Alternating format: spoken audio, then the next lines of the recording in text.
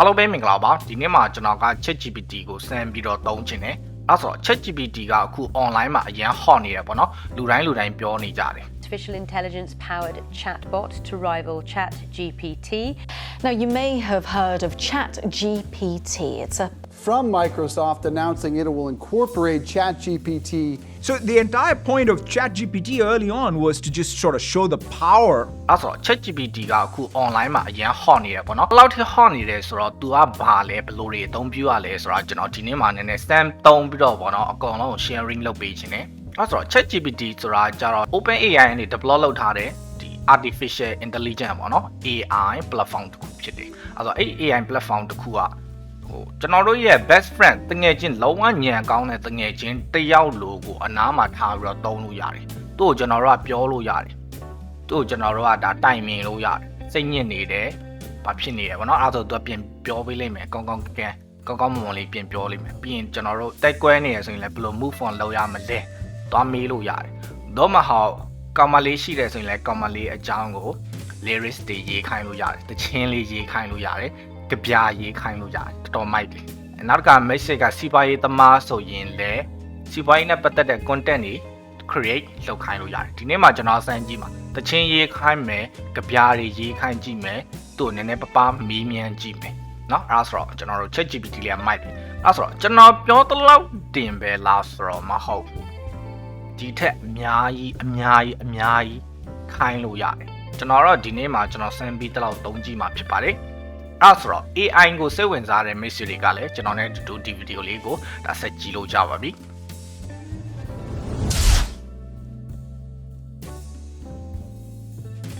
အဲ့ဆိုတော့အဲ့ Chat GPT AI system ပုံစံကြီးကိုကျွန်တော်ဘယ်ကလေးကစပြီးတည်ခဲ့လဲဆိုတော့ဇလန်းနေထဲမှာပေါ့နော်ကွန်ပျူတာကိုကျွန်တော်တို့ကြိုက်တာမေးလိုက်ရင်အဲ့ကွန်ပျူတာပြန်ဖြေတယ်ကျွန်တော်အမှတ်မိဆုံးဇက်ကဒီ Cartoon series ဆိုရင် Courage Dog ဆိုတော့မိတ်ဆွေတို့သိတဲ့အတိုင်းပဲခွေးလေးကသူ့တခင်ပေါ်မှာကြာရောက်လာမဲ့ NEA လေးလူဆိုးတွေရဲ့ information တွေကိုသူ့ရဲ့ကွန်ပျူတာလေးနဲ့ကြောက်ဆိုပြီးတော့ဒါမေးခဲ့တယ်ကွန်ပျူတာလည်းဘလို့လူဆိုးတွေကိုတိုက်ခိုက်ဘလို့အားနဲ့ချက်ရှိတယ်ဆိုတဲ့အကြောင်းဒါပြောခဲ့တယ်ဗောနော် Courage Dog ရဲ့တခင်ပေါ်မှာကြာရောက်ခဲ့တဲ့ NEA တွေကိုပြောခဲ့တယ်အဲ့ဆိုငငယ်တော့ကွန်ပျူတာရရင်ကျွန်တော်အဲ့လိုမျိုးတွေမေးလို့ရမယ်ထင်ထားခဲ့ပြီမယ်မရခဲ့ဒါပေမဲ့အခုချိန်မှာအဲ့ဒါကြီးတကယ်ဖြစ်လာတယ် Courage Dog ရဲ့ကွန်ပျူတာတစ်လုံးကိုကျွန်တော်တို့တကယ်ပိုင်ဆိုင်ရတော့မယ်ကျွန်တော်တို့လိုအပ်တာလိုချင်တာ essay ရေးခိုင်းပါလားကျောင်းကမေးလိုက်တဲ့ဒီ homework တွေပြန်လုပ်ခိုင်းပါလား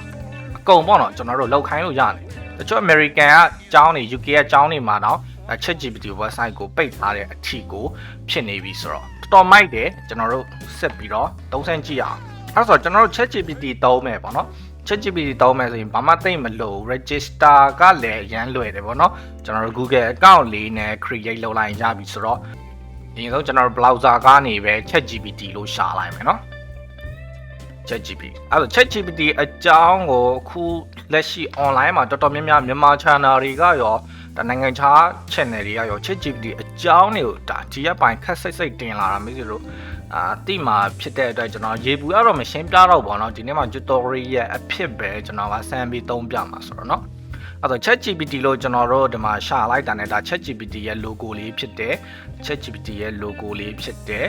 တော့ဘာလဲဆိုတော့ software ဘိုင်းပဲပေါ့เนาะ develop by OpenAI เนาะကျွန်တော်ဗီဒီယိုအစမှာပြောခဲ့တယ်လို့ပဲဒါ OpenAI ကနေ develop လုပ်ခဲ့တာအဲ့တော့ကျွန်တော် Chat GPT လို့ရှာပြီးတော့ဒီအပေါ်ဆုံးကပေါ့เนาะ openai.com website ကိုပဲကျွန်တော်တို့ဝင်မယ်ဝင်ပြီးတော့အောက်ကပါเนาะ try Chat GPT เนาะအဲ့ဒါလေးကိုကျွန်တော်တို့နှိပ်လိုက်အဲ့ဆိုမိတ်ဆွေတို့ကဒါဒီလိုမျိုး login နဲ့ sign up ဆိုပြီးပေါ်လာရင်မိတ်ဆွေတို့မှာ account ကလာချင်းမရှိသေးဘူးဆိုရင်ဒါ sign up နှိပ်ပြီးတော့ account တစ် account เนาะဖွင့်ပေးမယ် sign up ကိုနှိပ်ပြီးတော့အဲ့တော့ဘာနဲ့ဖွင့်မလဲမင်းရိုးရှင်းပါပဲ Google account နဲ့ဖွင့်မလား Microsoft account နဲ့ဖွင့်မလားဆိုရင်ဒါကျွန်တော်တို့ Gmail ရှိတဲ့သူတွေအနေနဲ့က continue Gmail เนาะ continue Google အနေနဲ့ကျွန်တော်တို့ဒါ account လေးယူပြီးတော့ဗောနော်ကျွန်တော်ရဲ့ Gmail account လေးယူပြီးတော့ဖွင့်လိုက်ပါမယ်အဲ့ဆိုတော့ကျွန်တော်တို့အဲ့လိုမျိုး Chat GPT account လေးဖွင့်ပြီးသွားတယ်ကျွန်တော်တို့စပြီးတော့မေးလို့ရပါပြီသူဒီမှာ example တွေရှိတယ် capability တွေရှိတယ် limitation တွေရှိတယ်ဘာတွေမလုပ်ရဘူးဘာတွေပါရမယ်ဘယ်လိုတွေရေးရမယ်ဆိုတော့ဒါသူတွေရဲ့သတ်မှတ်ချက်လေးကိုမိတ်ဆွေတို့လေ့လာလို့ကြတယ်အဲ့ဆိုတော့ခုနကျွန်တော်ပြောတဲ့ထင်မှာကြံခဲ့တာ coding တွေလည်းမေးလို့ရတယ်ကျွန်တော်တို့က app ရေးတဲ့လူတွေ ကုတ်ရေးတဲ့သူတွေဆိုရင်လည်းဒါ before a ကုတ်တွေ flutter ကုတ်တွေ c# ကုတ်တွေအကုန်လုံးပေါ့နော်မေးလို့ရတယ်ဒါနောက် video ဒါ part 1ဆိုတော့ကျွန်တော်လည်းသိမဆန်းရသေးဘူးနောက် video တွေမှာကျွန်တော်အဲဒီ c# ကုတ်တွေမေးကြည့်မယ် video view လို့ web view လို့မေးကြည့်မယ်နော်အခုကတော့ကျွန်တော်တချင်းတစ်ပုတ်ပဲရေးခိုင်းလိုက်တော့မယ် comment လေးတယောက်ကြောင်းပေါ့နော်အဲဆိုတော့ကျွန်တော်သူ့ရေးခိုင်းမှဖြစ်တဲ့အတွက် right နဲ့စလိုက်မယ်နော်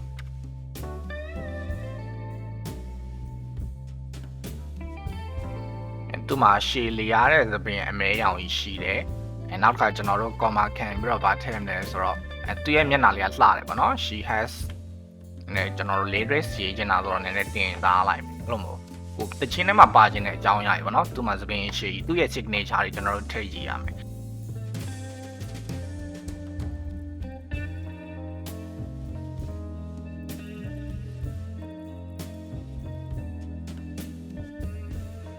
နော်သူစီက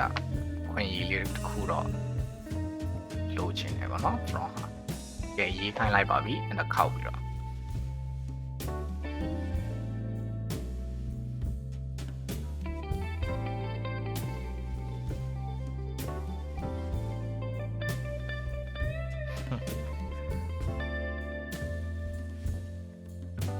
chorus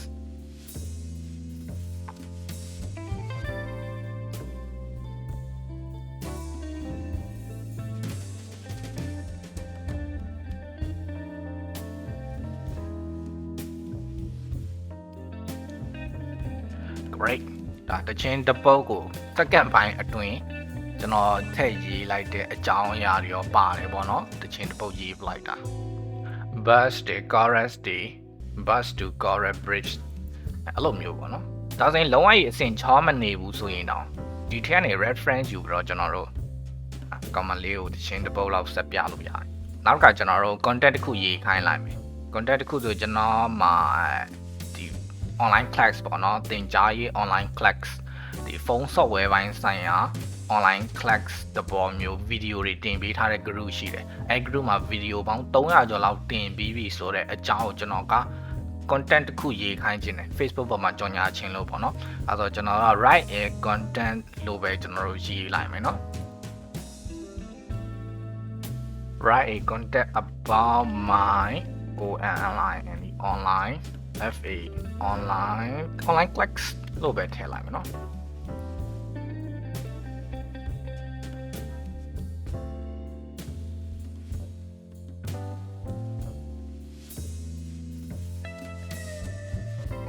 နော်အဲ့ဒါဆိုတော့ကျွန်တော်ရဲ့ group အကြောင်း Facebook group အကြောင်းเนาะ group ထဲမှာကျွန်တော် video ပေါင်း300လောက်တင်ပြီးသွားပြီဈေးကလည်းပေါ့နော် price discount ဒီဈေးကလည်း9000ကနေပေါ့နော်9000ကနေကျွန်တော်3000ခွဲအထိချပေးထားတယ်เนาะအဲ့ဒါလေးကိုကွက်ကိုအိမ်မှာနေရင်းနဲ့ပေါ့နော် you can learn mobile phone repairing ဒါ software ကိုအဲ့ဒါအိမ်ကနေလွယ်ကူ ACC ပေါ့နော်ဒါလေ့လာနိုင်တယ်ဆိုတဲ့အကြောင်းကိုကျွန်တော်ကတိတ်ချလေးပေါ့နော်ရေးပြီးတော့ဒါ Facebook ပေါ်မှာတင်ချင်တယ်ဆိုတော့ဒီလိုမျိုးလေးရေးပြီးတော့ Chat GPT ကိုပြောလိုက်မယ်ကဲအဲ့ဒါဆို Chat GPT ကလုံးဝကျုံနေပြီတလားပြနေပြီ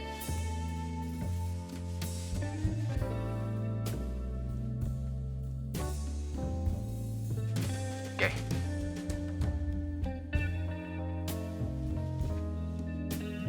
ဒီမှာနည်းနည်းလွဲသွားကျွန်တော်ရေးတာသူက3000ခွဲစီ shop ပြီးတလို့ဖြစ်သွားတော့1000ခွဲနဲ့ရတယ်ဆိုပြီးသူကပြောလိုက်တာအမှန်တော့ကျွန်တော်ကစီ shop ပြီးတာ1000ခွဲလို့ရေးရမှာเนาะအဲ့ဒါမှဒီမှာ3000ခွဲဆိုပြီးလာပြမှာဆို shop မရှိဘူးဒီလောက်ကတော့ကွက်ကိုပြင်လိုက်လို့ရတယ်ဆိုတော့အေးစိကဲအားဆိုတော့သူ့ရဲ့အစရမိုက်တယ်သင်ကဒါ phone software ဘိုင်းပြုပြင်မှုကိုဒါအိမ်ကနေ comfort ဖြစ်ပေါ့เนาะလေးလာခြင်းမှာတလားဆိုပြီးမေးလိုက်တာကျွန်တော်ဆိုရင်အဲ့လိုမျိုးမသိအဲ့လိုမျိုးကြော်ညာရမယ်မသိဘူးပလိန်ပဲကောက်ပြေးလိုက်တာ TTA Mi G3 Group 3000ခွဲကျဝင်လို့ရတယ်ဘာညာကျွန်တော်ဆိုအဲ့လိုမျိုး content writing skill မှာ low ဖြစ်တယ်လို့ကိုသိတယ်ဒါဒီမှာသာရေးခိုင်းလိုက်ပြီလောကမိုက်တော့အဲ့ဒါဆိုတော့အင်္ဂလိပ်လိုထွက်လာတယ်ဆိုတော့မိတ်ဆွေတို့ဒါအင်္ဂလိပ်လိုထွက်လာတယ်ဆိုတော့မိတ်ဆွေတို့ reference ယူဖို့ဗမာလိုရေးပြီး reference ပြန်ယူလို့ပါလို့မလဲ Google Translate သုံးလိုက်မှာပေါ့ translate တော့ google.com ကနေကျွန်တော်တို့ဒီမှာသူရေးထားတဲ့ဟာလေးကို copy ကူးမယ်ပြီးရင် English မှာ page အင်္ဂလိပ်မှာ page ချပြီးကျွန်တော်တို့ခုနနည်းနည်းလိုအပ်တဲ့နေရာလေးပေါ့နော်ဒါလေးဒီလိုမျိုးပြင်လိုက်ကြပါတယ် အားဆိုတော့တဲ့အိမ်တွင်တက်တောင့်တက်တာရှိတော့ mobile phone ပြုပြင်ရေး software เนาะ program ကိုလေ့လာရင်စိတ်ဝင်စားပါသလားကျွန်တော်ရဲ့ online Facebook အတန်းကို join ဖို့ပေါ့เนาะဒါတော့ပြောရှင်းဖြစ်တယ်ပြီးရင်ဒါဖြည့်ရှင်းနည်းတွေချက်ဒီပညာကို check train လုပ်ရဲဆိုတော့ပို့ပြီး upgrade လုပ်ချင်တဲ့သူတွေဟာအတွက်ပြည့်စုံတယ်ပေါ့เนาะပုံမှန်ဈေးဒီမှာနည်းနည်းပြင်ရမယ်เนาะဒီမှာကျွန်တော် price ကြီးတာလေးအယူဆလေးနည်းနည်းလွယ်သွားတယ်မြန်မာလိုဆိုရင်မြန်မာကြီးကတော့တည်တယ်เนาะဒီကနည်းနည်းပြင်ရေးလိုက်မယ်အဲ့ဆိုတော့ဘာလို့စောင့်နေမှာလဲပေါ့နော်ဘာလို့စောင့်နေမှာလဲအခုပဲဒါ group အတန်းကိုအခုပဲစီရင်သွင်းလိုက်တော့ပြီးရင်သင်ရဲ့ဒီ mobile phone ပြုပြင်ကြီးကျွမ်းကျင်မှုကိုပေါ့နော်ကျွမ်းကျင်သူဖြစ်လာစေရန်အခုပဲစတင်လိုက်တော့လုံးဝစကေးရမှာတယ်ဘာစောင့်နေမှာလဲပေါ့နော်အခု join အခုပဲကိုဘွားကိုဒါကိုရဲ့ live ကိုတိုးတက်အောင် upgrade လုပ်လိုက်တော့နော်အဲ့လိုမျိုးဒီထက်ကောင်းတာတွေမရှိတော့ဘူးဘာညာနော်အမတုံးပြီးထားတော့မိုက်တယ်အဲ့ဒါဆိုတော့မစ်ရိုဒီ Chat GPT ကအသုံးတတ်မယ်ဆိုရင်လုံးဝအမိုက်စားမစ်ရိုအဲ့လိုမျိုးစိတ်တကြနေရလား move on လုပ်ချင်တာလား CV ရဲ့ idea လိုချင်တာလားဒီလိုမျိုး content ရေးချင်တာလားတော့မဟုတ်ကောင်မလေးရှိရင်လည်းကောင်မလေးကိုကြပြတွေဆက်ပြချင်တာလားသချင်းတွေရေးပြချင်တာလားအကုန်ပေါ့နော်လုံးဝ brain ကောင်းတဲ့တငယ်ချင်းကြီးတယောက်ကကျွန်တော်တို့စီရောက်လာပြီဒါဆိုရင်သူကပတ်စံအနေနဲ့ကတော့အခုလက်ရှိမှာ free pay သုံးထားတယ်ဒါပေမဲ့plus ဆိုပြီးတော့ဝယ်လို့ရတယ်เนาะအဲဆို plus ဝယ်လိုက်ရင်တော့လောအောင်မိုက်တယ် fast bar response speed တခါလေကျွန်တော်တို့ speed နေတာကြုံရ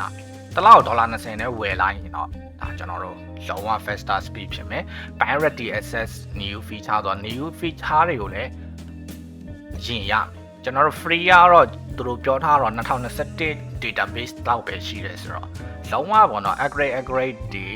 latest information တွေယူသုံးစေခြင်းနဲ့ဆိုရင်